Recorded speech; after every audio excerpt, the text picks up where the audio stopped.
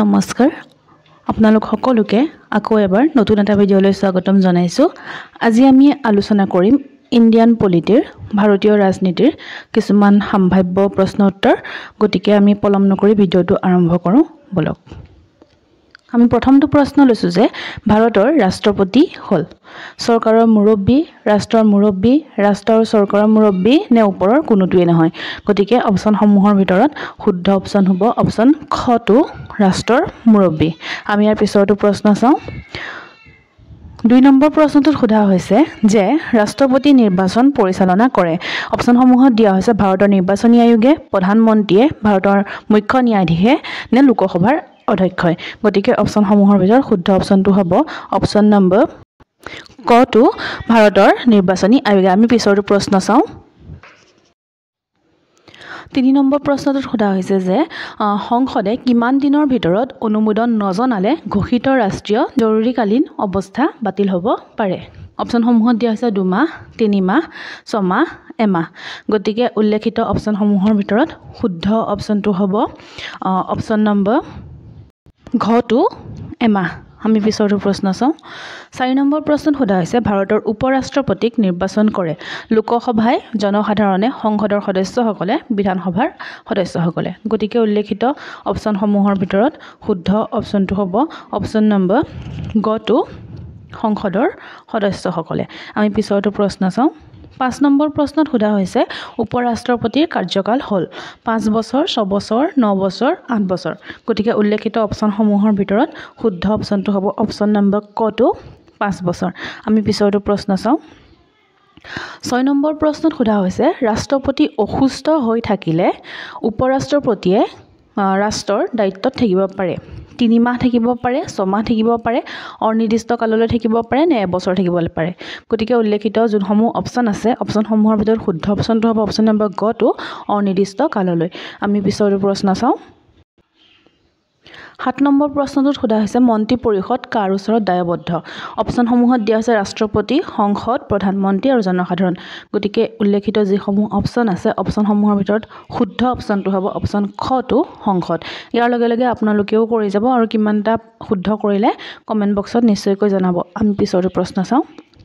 8 number প্ৰশ্নত সোধা হৈছে এখন ৰাজ্যৰ মন্ত্ৰী পৰিষদৰ বৈঠকত কোনে সভাপতিত্ব কৰে। অপচনসমূহৰ ভিতৰত শুদ্ধ অপচনটো হ'ব অপচন নম্বৰ খটো মুখ্যমন্ত্ৰীয়ে। আমি পিছৰটো প্ৰশ্ন চাওঁ।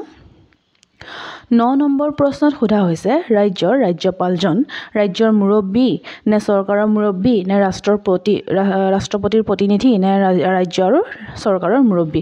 গতিকে অপচনসমূহৰ ভিতৰত শুদ্ধ অপচনটো হ'ব অপচন কটো তেওঁ হৈছে ৰাজ্যৰ মুৰব্বী। আমি পিছৰটো প্ৰশ্ন চাওঁ। 10 নম্বৰ প্ৰশ্নটোত সোধা হৈছে ৰাজ্যপালে কাৰ ওচৰত জবাবদিহি হ'ব লাগে। অপচনসমূহত দিয়া হৈছে ৰাষ্ট্ৰপতি, মুখ্যমন্ত্ৰী, প্ৰধানমন্ত্ৰী, বিধানসভা। গতিকে যিসমূহ অপচন দিয়া হৈছে সেই অপচনসমূহৰ ভিতৰত শুদ্ধ অপচনটো হ'ব অপচন নম্বৰ কটো ৰাষ্ট্ৰপতি। আমি পিছৰটো প্ৰশ্ন চাওঁ। 11 নম্বৰ প্ৰশ্নত সোধা হৈছে ৰাজ্যিক মন্ত্ৰীসভাৰ বৈঠকত সভাপতিত্ব কৰে।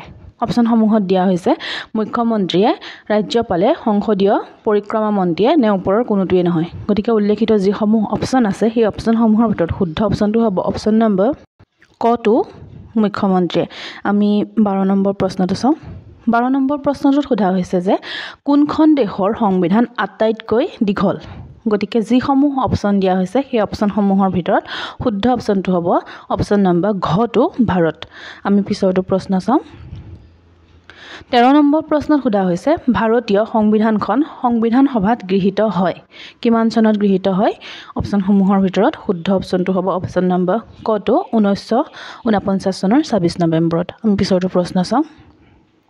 14 নম্বৰ প্ৰশ্নত সোধা হৈছে ভাৰতৰ সংবিধানে ভাৰতক দেশ হিচাপে বৰ্ণনা কৰিছে। গতিকে যিসমূহ অপচন দিয়া হৈছে সেই অপচনসমূহৰ ভিতৰত শুদ্ধ অপচনটো হ'ব অপচন নম্বৰ গটো আংশিকভাৱে অনমনীয়। আমি পিছৰটো প্ৰশ্ন চাওঁ। 15 নম্বৰ প্ৰশ্নত সোধা হৈছে ভাৰতীয় সংবিধানখন ভাগ কৰা হৈছে 22টা অধ্যায়ত, 16টা অধ্যায়ত, 24টা অধ্যায়ত নে 25টা অধ্যায়ত। গতিকে যিসমূহ অপচন দিয়া হৈছে সেই অপচনসমূহৰ ভিতৰত শুদ্ধ অপচনটো হ'ব অপচন নম্বৰ ঘটো 25টা অধ্যায়ত। আমি পিছৰটো প্ৰশ্ন চাওঁ।